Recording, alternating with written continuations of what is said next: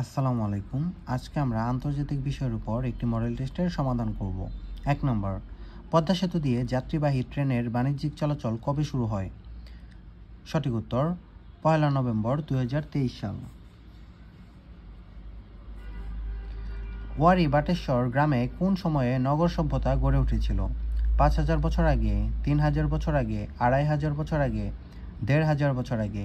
ওয়ারী বাটেশ্বর গ্রামে প্রায় ২,৫০০ বছর আগে নগর সভ্যতা গড়ে উঠেছিল। প্রস্তাবিত গভীরতম সমুদ্র বন্দর হবে যে দ্বীপে? মহেশখালী, কক্সবাজার, হাতিয়া, ভোলা, মনপুরা, ভোলা, সন্দ্বীপ, চট্টগ্রাম। প্রস্তাবিত গভীরতম সমুদ্র বন্দর হবে মহেশখালী, কক্সবাজারে। দেশের সর্ববৃহৎ রাবার ট্রিটমেন্ট প্লান্ট স্থাপন করা হয়েছে কোথায়? দেশের সর্ববৃহৎ রাবার ট্রিটমেন্ট প্লান্ট স্থাপন করা হয়েছে শ্রীমঙ্গল, মৌলভীবাজারে। ২০২৩-২৪ অর্থবছরের বাজেটে বরাদ্দকৃত এডিপি এর পরিমাণ মোট বাজেটের কত শতাংশ? সঠিক উত্তর ৩৪.০৫%। ১৯৭১ সালে অসহযোগ আন্দোলন শুরু হয়েছিল ৩ মার্চ, ৪ মার্চ, ২ মার্চ, ৭ মার্চ। ১৯৭১ সালে অসহযোগ আন্দোলন শুরু হয়েছিল ২ মার্চ বা ২রা মার্চ। গণতন্ত্র ও মৌলিক মানবাধিকারের নিশ্চয়তা দেয়া হয়েছে সংবিধানের কত নং অনুচ্ছেদে? গণতন্ত্র ও মৌলিক মানবাধিকারের নিশ্চয়তা দেয়া হয়েছে সংবিধানের ১১ নং অনুচ্ছেদে। নদী ছাড়া মহানন্দা কোন জাতীয় ফসলের নাম? নদী ছাড়া মহানন্দা যে ফসলের নাম সেটি হলো আম। যেমন মহানন্দা আম পাওয়া যায়। সুন্দরবন থেকে রামপালের দূরত্ব কত kilometre? ১৫ kilometre, ১৪ kilometre, ২০ kilometre, ১৬ kilometre. Sundarban থেকে রামপালের দূরত্ব ১৪ কিলোমিটার।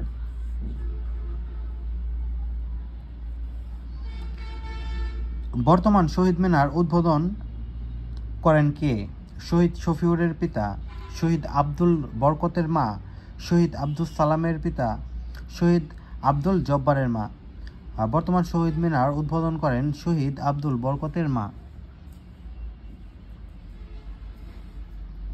বাংলা থেকে পর্তুগিজদের বিতাড়িত করেন কে? মীর কাসিম, কাসিম খান জুয়েনি, আকবর, ইসলাম খান। বাংলা থেকে পর্তুগিজদের বিতাড়িত করেন কাসিম খান জুয়েনি।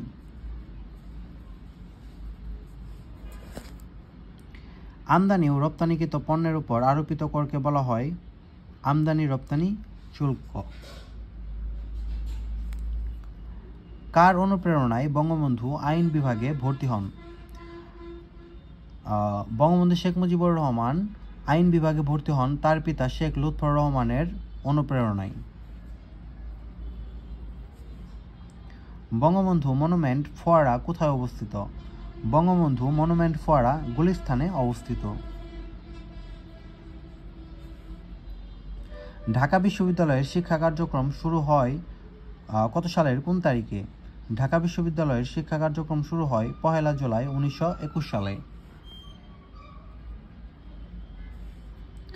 নিম্নের কোনটি মুক্তিযুদ্ধভিত্তিক স্বল্পদৈর্ঘ্য চলচ্চিত্র? মুক্তিযুদ্ধভিত্তিক স্বল্পদৈর্ঘ্য চলচ্চিত্র হল ৭১-এর মিছিল।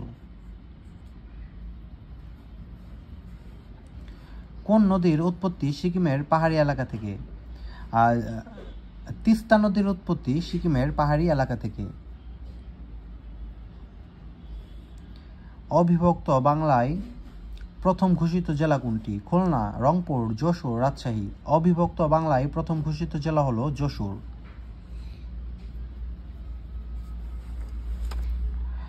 বিচার বিভাগ পৃথকীকরণ মামলার বাদী কে? মাজহার হোসেন, আমিরুল ইসলাম, মুস্তফা কামাল, ডক্টর কামাল হোসেন। বিচার বিভাগ পৃথকীকরণ মামলার বাদী হল মাজহার হোসেন। বাংলাদেশের জিডিপি গণনার নতুন ভিত্তি বছর ২০১৫-১৬-তে কতটি নতুন খাত সংযোজন করা হয়েছে? ৯টি নতুন খাত সংযোজন করা হয়েছে। সম্রাট আকবর বাংলার শাসনভার গ্রহণ করেন কত সালে? সম্রাট আকবর বাংলার শাসনভার গ্রহণ করেন ১৫৫৬ সালে। ঋণ সালিসি আইন বাংলার কার আমলে প্রণীত হয়? ঋণ সালিসি আইন বাংলায় যার আমলে প্রণীত হয় তার নাম হলো এ কে ফজলুল হক। এ কে ফজলুল হকের সময়ে ঋণ সালিসি আইন প্রণীত হয়।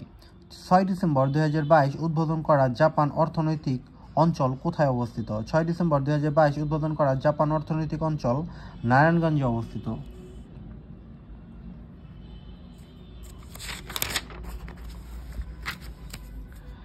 বাংলাদেশের সংবিধানের কয়টি মৌলিক অধিকার সম্পর্কিত অনুচ্ছেদ আছে?